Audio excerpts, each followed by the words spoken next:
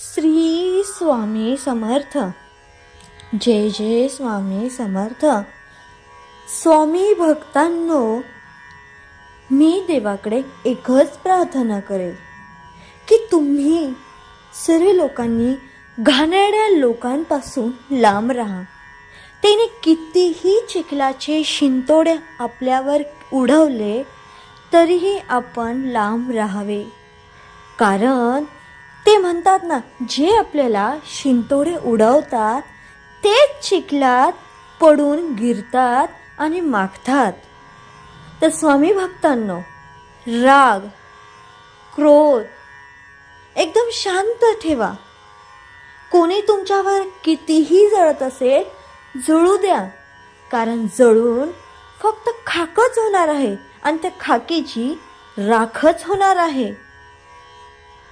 आणि उलट तुमच्यावर सगळेच जण जळले पाहिजे. कारण जेव्हा लोक जळतात तेव्हाच तुम्ही पुढे जातात. स्वामी भक्तांनो, तुम्ही स्वामींची पूजा करा किंवा तुमचा कोणताही देव असेल, तुम्ही त्यांची पूजा करा. बघा, रातोरात तुम्ही पैशांनी भरशाल. रातोरात तुमची गरिबी दूर पळून जाणार, कर्जातून मुक्ती होणार. असा चमत्कार फक्त आपले देवच करू शकतात. श्री स्वामी समर्थच करू शकतात. ज्या लोकांचे लग्न जुळत नाही त्या लोकांनी बाबा भक्त बघणं सोडून द्या. बाबा भक्त फक्त कमवायला बसले आहे आणि आपण फक्त गमवायला बसलो आहे. कशासाठी गमवताय तुम्ही? आजपर्यंत बाबा भक्त करून कोणाचं खरं झालंय?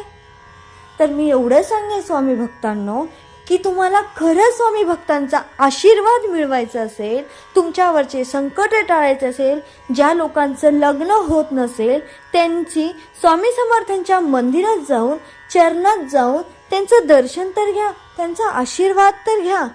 बघा, नाही तुमचं वर्षात लग्न जुळलं ना, तर माझा चॅनल बघणं सुद्धा डिलीट करा.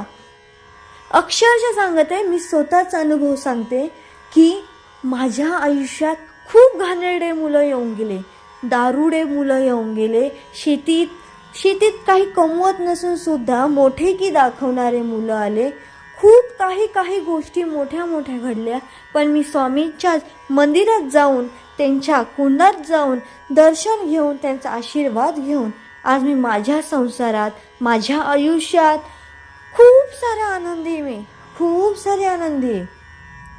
त्यामुळे सांगते की कधीही क्रोध करू नका. कारण क्रोध केल्याने तुम्हीच तोट्यात जाणार आहे. तोट्यात कसे जाणार? संकट तुम्हालाच येणार आहे. तुमचं शरीर तुमचंच खराब होणार आहे. अरे, जळणारे लोक जळून जातात, मजा बघणारे लोक बघून जातात. बघू दे त्यांना मजा, आणि तुम्ही देखील मजा करा. महाराजांनी आपल्याला खूप काही दिले आहे. आपल्याला हात दिले आहे, पाय दिले आहे, डोळे दिले आहे. आपण काहीही करून कमवू शकतो आणि कमवून आपण मोठाच देखील होऊ शकतो. कोणत्या काळात जगत आहे तुम्ही?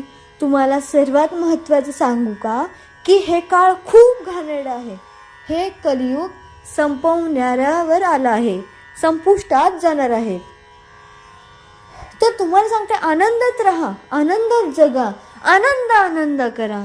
कधीही आपल्या आईबापाशी क्रोधात बोलू नका, आपल्या बायकोशी क्रोधात बोलू नका, जवळच्यांशी क्रोधात बोलू नका, पाहुण्यांशी देखील क्रोधात बोलू नका. स्वामी महाराज तुमचं ज्या कोणीही शेवटपर्यंत ही कथा, ही कहाणी, हे दर्दभरी कहाणी जो कोणी ऐकेल, तुम्ही त्यांच्या पाठीवर कायमचा आशीर्वाद ठेवा. त्यांच्यावर कधीही संकट येऊन देऊ नका. आलेले संकट त्यांच्यावरचे टाळून टाका. त्यांना कर्जमुक्ती करा. पैशात भरू द्या त्या लोकांना, की आनंदात भरू द्या. एक वेळ त्यांचं नशीब खुलून जाऊ द्या. जे लोक तुमचं स्वामी समर्थांना सबस्क्राईब करेल आणि मनाला थोडं काहीतरी लावून तुमचं नामस्मरण करून कमेंट बॉक्समध्ये श्री स्वामी समर्थ, जय जय स्वामी समर्थ टाईप करायला मात्र विसरू नका. आपला नवीन चॅनल आहे तो मोटिवेशनल चॅनल आहे किंवा भरून देणारं चॅनल आहे किंवा कथा सांगणारा चॅनल नाही, तर खऱ्या घडणाऱ्या गोष्टींवर कलियुगात ज्या जगणाऱ्या, ज्या मरणाऱ्या, ज्या उघडणाऱ्या, बंद होणाऱ्या कथा त्याच तुमच्यापर्यंत येणार आहे आणि तुम्हाला दररोज नवनवीन आयुष्याची वाटचाल या चॅनलवरून समजणार आहे की तुम्हाला कसं जगावं लागेल, तुम्हाला कसं मरावं लागेल. कोणी कोणाचं नसतं, सख्याला सुद्धा होत नाही.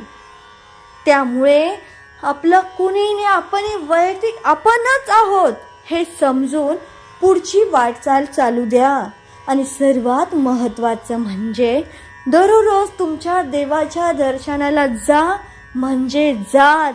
एक तरी अगरबत्ती लावा, 50 पैशाची तरी अगरबत्ती देवाला लावा, 50 पैशाचं फूल सुद्धा देवाला वाहा. देव काही तुमच्याकडून जास्त मागत नाही. काय मागतं देव तुमच्याकडे? सोनं मागतं, खायला मागतं, कपडे रत्ते मागतं का? सांगा मला एकदा. नाही ना. तुम्ही फक्त एवढं करून बघा महिन्यात तुमची समृद्धी नाही सुधारली ना, तर माझा चॅनल जसेचे तसं डिलीट करा. जय जय स्वामी समर्थ, श्री स्वामी समर्थ, अक्कलकोट महाराज की जय. अशक्य ही करतील शक्य स्वामी. श्री श्री श्री श्री स्वामी समर्थ. सांब सदाशिव. जय जय स्वामी समर्थ, जय जय स्वामी समर्थ, जय जय स्वामी समर्थ.